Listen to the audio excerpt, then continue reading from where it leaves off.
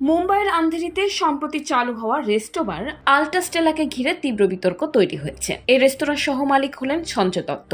অভিযোগ উঠেছে, এখানে ককটেলের গ্লাসে জ্যান্ত মাছ দিয়ে পরিবেশন করা হচ্ছিল, যা সামাজিক মাধ্যমে ব্যাপক ক্ষোভের সৃষ্টি করেছে।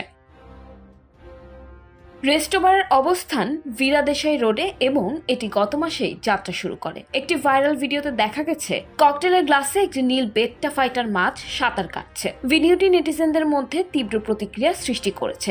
অনেকে ঘটনাটিকে অমানবিক ও নিষ্ঠুর আখ্যা দিয়েছেন। সামাজিক মাধ্যমে প্রশ্ন তুলেছেন, শুধু নান্দনিকতা বা ভাইরাল কন্টেন্টের জন্য একটি জীবন্ত প্রাণীকে এমনভাবে ব্যবহার করা কতটা গ্রহণযোগ্য।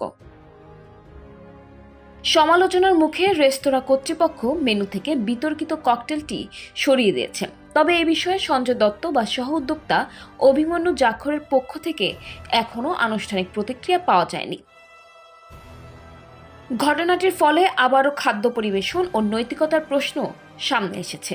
সৃজনশীলতার নামে এমন উপস্থাপন কতটা গ্রহণযোগ্য তা নিয়েই নতুন করে শুরু হয়েছে আলোচনা।